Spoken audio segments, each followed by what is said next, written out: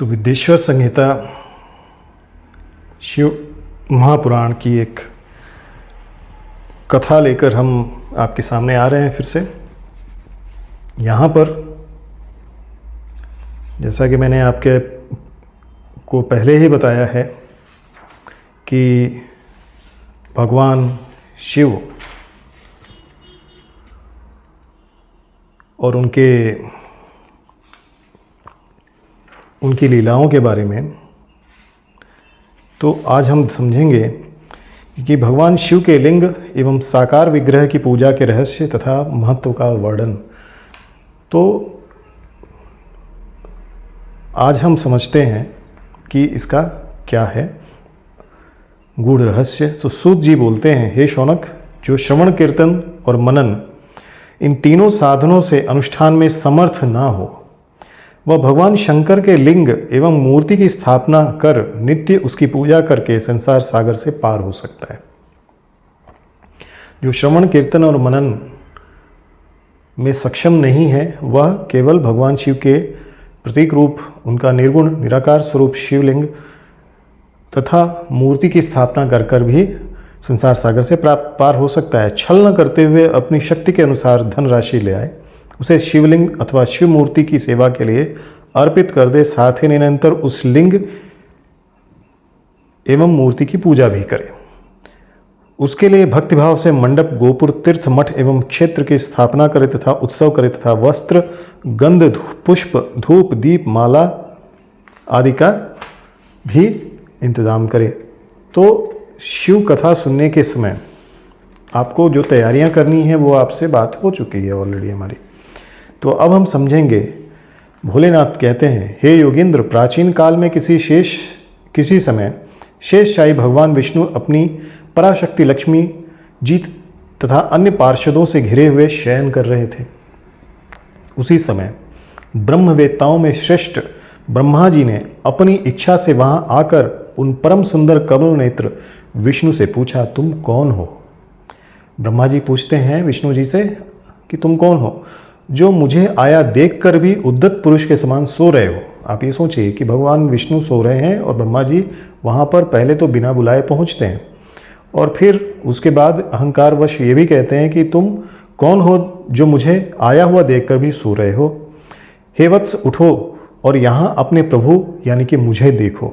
जो पुरुष अपने श्रेष्ठ गुरुजन को आया हुआ देखकर उद्धत के समान आचरण करता है, वह मूर्ख गुरुद्रोही के लिए प्रायश्चित का विधान कहा गया है। तो ऐसा ब्रह्मा जी ने कहा। ब्रह्मा के इस वचन को सुनकर भगवान विष्णु क्रोधित होने पर भी बाहर से शांत व्यवहार करते हुए भगवान विष्णु कहते हैं, हे वत्स, तुम्हारा कल्याण हो, तुम्हारा स्वागत है, आओ इस आसन पर बैठो। तुम्हारे मुखमंडल से व्यग्रता प्रदर्शित हो रही है। तो भगवान विष्णु क्या कहते हैं ब्रह्मा जी से कि तुम्हारे मुखमंडल से व्यग्रता प्रदर्शित हो रही है, आओ और बैठो। और तुम्हारे नेत्र विपरीत भाव सूचित कर रहे हैं। तुम्हारे नेत्रों से पता चल रहा है कि तुम्हें अत्यधिक क्रोध है, तुम्हारी आंखें लाल हैं। ब्रह्मा जी बोले, हे वत्स, हे विष्णु, काल में प्रभाव से तुम्हें बहुत अभिमान हो गया है। हे वत्स, मैं जगत का पितामह और तुम्हारा रक्षक हूँ।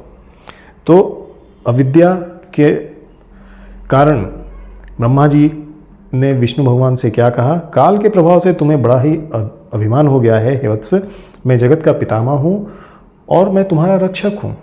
विष्णु बोले, हे वत्स, यह जगत मुझसे ही स्थित है। भगवान विष्णु कहते हैं कि यह जगत मुझसे ही स्थित है। तुम केवल चोर के समान दूसरों की संपत्ति को व्यर्थ अपनी मानते हो। तुम मेरे नाभि कमल से उत्पन्न हो अतः तुम मेरे पुत्र हो। तुम तो व्यर्थ की बातें कर रहे हो। तो विष्णु भगवान कहते हैं ब्रह्मा जी से कि तुम तो मेरे नाभि कमल से उत्पन्न हुए हो, तो व्यर्थ की बातें क्यों कर रहे हो? नंदिकेश्वर भगवान विष्णु बोले, उस समय वे अजन्मा ब्रह्मा और विष्णु मोहवश, अज्ञानतावश, अविद्या के वश यह सोचने लगे कि मैं श्रेष्ठ हूँ, मैं स्वामी हूँ, तुम नहीं। इस प्रकार बोलते बोलते परस्पर एक दूसरे को मारने की इच्छा से युद्ध करने के लिए तैयार हो गए। हंस और गरुड़ पर आरूढ़ होकर, यानी कि हंस पर ब्रह्मा जी और गरुड़ पर विष्णु जी बैठकर दोनों वीर ब्रह्मा और विष्णु युद्ध करने लगे, तब ब्रह्मा और विष्णु के गण भी परस्पर युद्ध में संलग्न हो गए, क्योंकि ब्रह्मा विष्णु युद्ध कर रहे हैं तो उनके गण भी आपस में लड़ेंगे। उस समय सभी देवगण उस परम अद्भुत युद्ध को देखने की इच्छा से विमान पर चढ़कर वहां पहुंच गए। तो उस परम अद्भुत युद्ध को जो ब्रह्मा विष्णु में हो रहा था उसको देखने के लिए सभी गण वहां पहुंच गए और वहां आकर आकाश में अवस्थित हो पुष्प की वृष्टि करते हुए वे युद्ध देखने लगे। गरुड़ वाहन भगवान विष्णु ने क्रुद्ध होकर ब्रह्मा के वक्ष स्थल पर अनेक प्रकार के असंख्य दुस्सह बाणों और अस्त्रों से प्रहार किया। तो भगवान विष्णु ने ब्रह्मा जी को युद्ध में ब्रह्मा जी पर भारी पड़ रहे थे। तब विधाता यानी कि ब्रह्मा भी क्रुद्ध होकर विष्णु के हृदय पर अग्नि के समान बाण और अन्य अनेक प्रकार के अस्त्रों को छोड़ने लगे। तो ब्रह्मा जी ने भी वही किया। उस समय देवगण उन दोनों को का वह उद्वत युद्ध देखकर अतिशय व्याकुल हो गए और ब्रह्मा तथा विष्णु की प्रशंसा करने लगे। तत्पश्चात युद्ध में तत्पर महाज्ञानी विष्णु ने अतिशय क्रोध के साथ शांत हो दीर्घ निश्वास लेते हुए ब्रह्मा को लक्ष्य भयंकर माहेश्वर अस्त्र का संधान किया। यहाँ पर ध्यान रखने वाली बात है कि माहेश्वर अस्त्र का संधान विष्णु जी ने किया। ब्रह्मा भी अतिशय क्रोध में आकर विष्णु के हृदय को लक्ष्य करके ब्रह्मांड को कंपित करने वाला भयंकर पशुपति अस्त्र संधान किया। तो यहाँ पर भी ब्रह्मा ने भी भगवान शिव का अस्त्र प्रयोग में लाया है और विष्णु जी ने भी लाया है। ब्रह्मा और विष्णु के सूर्य के समान हजारों मुख वाले अत्यंत उग्र तथा प्रचंड आंधी के समान भयंकर दोनों अस्त्र आकाश में प्रकट हुए। तब इस प्रकार ब्रह्मा और विष्णु का आपस में भयंकर युद्ध होने लगा। हे तात, उस युद्ध को देखकर सभी देवगण राज विप्लव के समान ब्राह्मणों के समान अतिशय दुखी और व्याकुल होकर परस्पर कहने लगे, जिसके द्वारा सृष्टि स्थिति प्रलय तिरुभाव और अनुग्रह होता है और जिसकी कृपा बिना इस भूमंडल पर अपनी इच्छा से एक तिनका भी विनाश करने में कोई भी समर्थ नहीं है, उस त्रिशूलधारी ब्रह्मस्वरूप महेश्वर को नमस्कार है। भयभीत देवतागण इस प्रकार सोचते हुए चंद्रशेखर महेश्वर जहाँ विराजमान थे उस शिव स्थान कैलाश शिखर पर पहुँचे। शिव के उस प्रणवाकार स्थान को देखकर वे देवता प्रसन्न हुए और प्रणाम करके भवन में प्रविष्ट हुए। उन्होंने वहां पर सभा के मध्य में स्थित मंडप में देवी पार्वती तथा रत्नमय आसन पर विराजमान देवश्रेष्ठ शंकर का दर्शन किया। वे वाम चरण के ऊपर दक्षिण चरण और उसके ऊपर वाम कर कमल रखे हुए थे, समस्त शुभ लक्षणों से संपन्न थे और चारों शिवगण उनकी सेवा में तत्पर थे। शिव जी बोले, हे पुत्रों, अपनी कुशलता सुनाओ। कुशल तो हो। मेरे अनुशासन में जगत तथा देव श्रेष्ठ अपने अपने कार्यों में तो लगे हुए हैं। हे देवताओं, ब्रह्मा और विष्णु के बीच होने वाला युद्ध का वृतांत तो मुझे पहले से ही पता है। भगवान विष्णु और ब्रह्मा के बीच में जो युद्ध हो रहा है वह भगवान शिव को पहले से ही पता है। आप लोगों ने यहाँ परिश्रम करके उसे पुनः बताया है। हे सनत कुमार, उमापति शंकर ने इस प्रकार मुस्कुराते हुए मधुर वाणी में उन देवगणों को संतुष्ट किया। इसके बाद महादेव जी ने ब्रह्मा और विष्णु की युद्धस्थली में जाने के लिए अपने सैकड़ों गणों को वहीं सभा में आज्ञा दी। तब महादेव के प्रयाण के लिए अनेक प्रकार के बाजे बजने लगे और गणाध्यक्ष भी उनके प्रकार से सज धज कर वाहनों पर सवार होकर जाने के लिए तैयार हो गए। भगवान उमापति 5 मंडलों से सुशोभित आगे से पीछे तक प्रणव ओमकार की आकृति वाले सुंदर रथ पर आरूढ़ हो गए। इस प्रकार पुत्रों और गणों सहित प्रस्थान किए हुए शिव जी के पीछे पीछे इंद्र आदि सभी देवतागण चलने लगे। विचित्र ध्वजा वाले पंखे, चमर, पुष्प वृष्टि, संगीत, नृत्य और वाद्यों से सम्मानित पशुपति भगवान शिव भगवती के साथ सेना सहित उन दोनों ब्रह्मा विष्णु के से मिलने के लिए युद्ध भूमि की तरफ बढ़े। उन दोनों का युद्ध देखकर शिव जी ने गणों का कोलाहल तथा वाद्यों की ध्वनि बंद करा दी तथा वे छिपकर आकाश में स्थित हो गए। उधर शूरवीर ब्रह्मा और विष्णु एक दूसरे को मारने की इच्छा से महेश्वरास्त्र तथा पशुपति अस्त्र का परस्पर संधान कर रहे थे। ब्रह्मा और विष्णु के अस्त्रों की ज्वाला से तीनों लोग जलने लगे। निराकार भगवान शंकर इस अकाल प्रलय को आया देखकर एक भयंकर विशाल अग्निस्तंभ के रूप में इन दोनों के बीच में प्रकट हो गए। जिस दिन वह प्रकट होते हैं वही दिन कहलाता है जिसको हम महाशिवरात्रि कहते हैं। इस चीज़ का विशेष ध्यान है, इसका महत्व है कि आज के ही दिन यानी कि जिस दिन महाशिवरात्रि है उसी दिन यह अग्निस्तंभ प्रकट हुआ। संसार को नष्ट करने में सक्षम वे दोनों दिव्यास्त्र अपने तेज सहित उस महान अग्निस्तंभ के प्रकट होते ही तत्क्षण शांत हो गए। अग्निस्तंभ के प्रकट होते ही शांत हो गए। दिव्यास्त्रों को शांत करने वाले आश्चर्यकारी तथा शुभ अग्निस्तंभ को देखकर सभी लोग परस्पर कहने लगे कि यह अद्भुत आकार वाला स्तंभ क्या है। वह दिव्य अग्निस्तंभ कैसे प्रकट हो गया, इसकी ऊंचाई की और इसकी जड़ की तो हम जांच करें।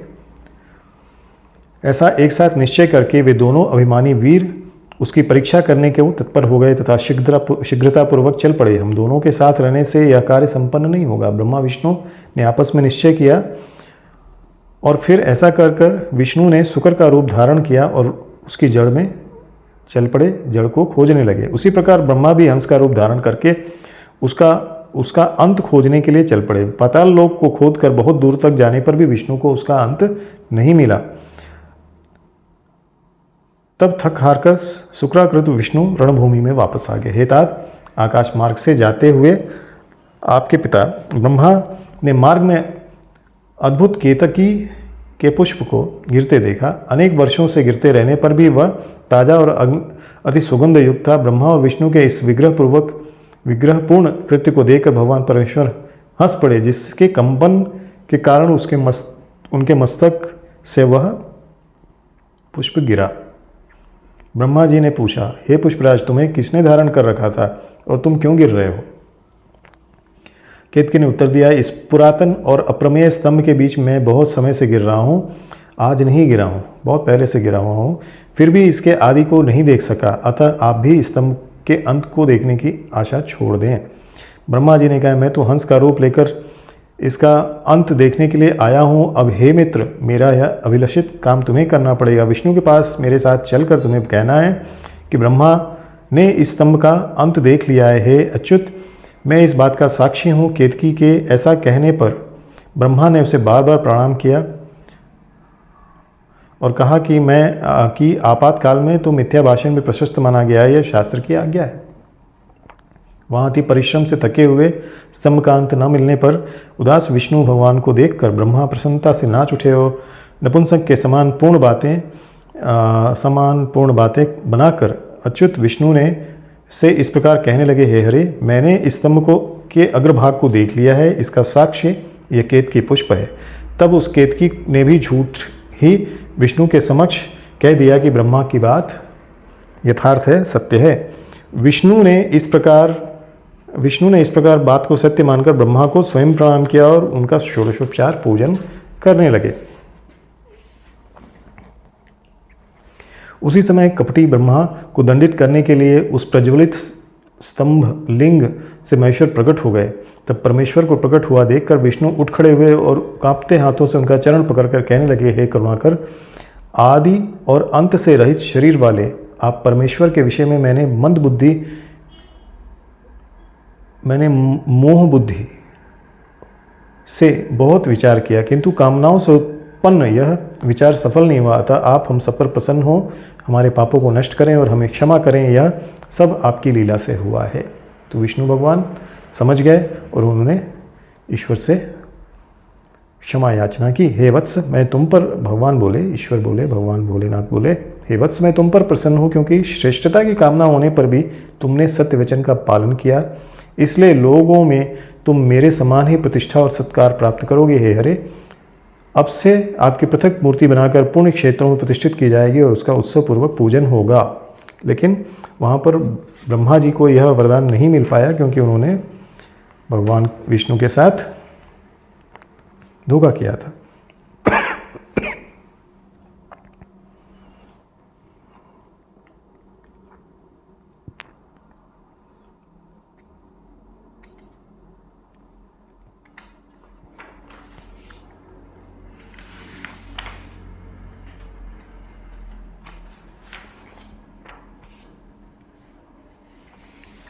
अब ब्रह्मा विष्णु बोलते हैं दोनों, हे प्रभु, हम दोनों को सृष्टि आदि 5 कृत्यों का लक्षण बताए। शिव जी बोले, मेरे कृत्यों को यानी मेरे कार्यों को समझना अत्यंत गहन है, तथापि मैं कृपापूर्वक तुम दोनों को उसके विषय में बता रहा हूँ। हे ब्रह्मा, हे विष्णु, सृष्टि, स्थिति, संहार, तिरोभाव और अनुग्रह, यह 5 ही मेरे जगत संबंधी कार्य हैं जो नित्य सिद्ध हैं। संसार की रचना का जो आरंभ है वह सर्ग है। मुझसे पालित होकर सृष्टि का अस्तित्व रूप से रहना ही वह उसकी स्थिति कहलाता है। उसका विनाश ही संहार है। प्राणों का उत्क्रमण ही तिरोभाव है। प्राणों का उत्क्रमण तिरोभाव है। इन सबसे छुटकारा मिल जाना ही मेरा अनुग्रह है। इस प्रकार मेरे 5 कृत्य हैं, यानी कि कार्य हैं। इन मेरे कर्तव्यों को चुपचाप अन्य पंचभूतादि वहन करते रहते हैं, जैसे जल में पड़ने वाले गोपुर बिंब में आवागमन होता रहता है। शिष्ट आदि 4 जो कृत्य हैं वे संसार का विस्तार करने वाले हैं। 5वां कृत्य अनुग्रह मोक्ष का हेतु है। वह सदा मुझ में ही अचल भाव में स्थिर रहता है। मेरे भक्तजन इन 5 कृत्यों को 5 भूतों में देखते हैं।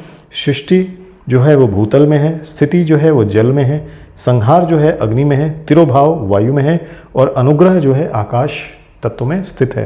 तो आप समझ लीजिए कि जो सृष्टि यानी कि जो क्रिएशन है वह पृथ्वी में है, स्थिति यानी कि जो स्थिति है दैट इज इन जल, और संहार जो है वह अग्नि तत्व में है, तिरोभाव जो है प्राणों का उत्सर्ग जो है वायु में है और अनुग्रह जो है जो मोक्ष है वह आकाश तत्व में है। पृथ्वी से सबकी सृष्टि होती है, जल से सबकी वृद्धि होती है, आग सबको जला देती है, वायु सबको एक स्थान से दूसरे स्थान को ले जाती है और आकाश सबको अनुग्रहित करता है। यह विद्वान पुरुषों को जानना चाहिए। तो भगवान भोलेनाथ कहते हैं इन 5 कृत्यों को का भार वहन करने के लिए ही मेरे 5 मुख हैं। 4 दिशाओं में 4 मुख हैं और इनके बीच में 5वां मुख है। पुत्रों, तुम दोनों ने तपस्या करके प्रसन्न हुए मुझ परमेश्वर से भाग्यवश सृष्टि और स्थिति नामक 2 कृत्य प्राप्त कर लिए हैं।